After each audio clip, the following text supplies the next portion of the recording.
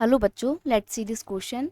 And here this question says assertion producers need to strictly follow the required safety rules and regulation. जो producer हैं उनको चीज़ों को बनाते समय स्ट्रिक्टली फॉलो करने चाहिए सेफ्टी रूल्स एंड रेगुलेशंस को. रीज़न है Reggie's suffering shows how a hospital, due to negligence by the doctors and staff, is giving anesthesia and cripple a student for a life. यानी कि रेजी के आपने इस case में देखा कि कैसे हॉस्पिटल्स और डॉक्टर्स एंड जो नर्स थे उनकी नेग्लिजेंस यानी कि उनके अनदेखेपन की वजह से कैसे उनके स्टाफ ने उस बच्चे को एनेस्थेशिया दिया और उस पूरे स्टूडेंट लाइफ उसके क्रिपल कर दी, मतलब उसको पूरी ज़िंदगी भर के लिए अपंग बना दिया. आते हैं आपके ऑप्शन पे. Both assertion and reason are true and reason is a correct explanation of assertion. Second option है both assertion and reason are true but reason is not a correct explanation of assertion.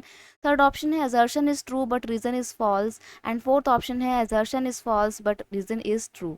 देखो यहाँ पर जो हमारे को assertion में बोला गया है कि प्रोड्यूसर्स को चीज़ों को प्रोड्यूस करते समय बहुत ही स्ट्रिक्टली फॉलो करना चाहिए उन सभी require safety rules and regulation को, जो कि चीज़ों को बनाने के समय मतलब जो इंस्ट्रक्शन दिए हुए हैं उनको स्ट्रिक्टली फॉलो करना चाहिए. स्पेशली सेफ्टी रूल्स को रेगुलेशन को तो ज़रूर फॉलो करना चाहिए जब भी आप किसी भी चीज़ को प्रोड्यूस कर रहे हैं. तो ये बिल्कुल सही है, ठीक है, क्योंकि अगर प्रोड्यूसर्स प्रोड्यूस करते समय सेफ्टी रूल्स का ध्यान नहीं रखेंगे तो ऐसे में वो डिफेक्टिव आइटम बनाएंगे जिनको इस्तेमाल करके कंज्यूमर्स का लॉस हो सकता है. तो इसलिए प्रोड्यूसर को तो बहुत ही ध्यान से अपने सारे सेफ्टी रूल्स को फॉलो करना चाहिए. एजर्शन आपका बिल्कुल सही है.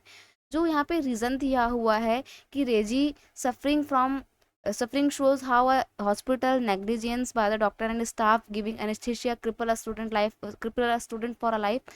कि कैसे रेजी के केस में आपने देखा कि डॉक्टर्स एंड स्टाफ की कुछ लापरवाही की वजह से, अनदेखेपन की वजह से कैसे उस बच्चे को एनेस्थेशिया दिया गया और वो बच्चा लाइफ टाइम के लिए क्या हो गया, क्रिपल हो गया. तो देखो बेटा ये एक इंसिडेंट है, ठीक है, और ये इंसिडेंट आपको आपकी बुक में दिया हुआ है. इसमें एक बच्चा होता है रेजी, वो हॉस्पिटल जाता है और डॉक्टर जल्दीबाजी में पता नहीं क्या ही करते हैं, गलत तरीके से उस बच्चे को एनेस्थेशिया दे देते हैं और एनेस्थेशिया देने की वजह से वो बच्चा लाइफ टाइम के लिए क्या हो गया है, अपंग हो गया है. तो ये इंसिडेंट आपकी बुक में दिया हुआ है, ये स्टेटमेंट बिल्कुल सही है. लेकिन कहीं ना कहीं हम देखते हैं कि दोनों में कोई लिंक नहीं बैठ रहा है, क्योंकि ये एक अलग केस है और यहाँ पर प्रोड्यूसर की ड्यूटी बताई गई है. तो दोनों स्टेटमेंट सही, लेकिन दोनों के बीच में कोई लिंक नहीं बैठ रहा है और रीज़न किसी भी तरीके से एजर्शन से रिलेटेड नहीं है, ना ही उसको एक्सप्लेन करता है. That is why we can say that option 2, both assertion and reason are true but reason is not a correct explanation of assertion is your final answer. So you will have to mark option 2. It's your final answer. I hope you understood it well. Best of luck.